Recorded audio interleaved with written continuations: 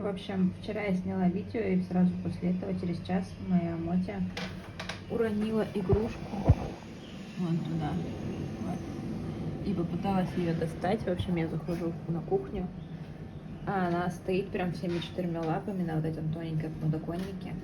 И я завязала пакетом, мне не нравится, действительно, она его периодически грызет и лапой пытается убрать его. Мать, что хотела, то и получила, да?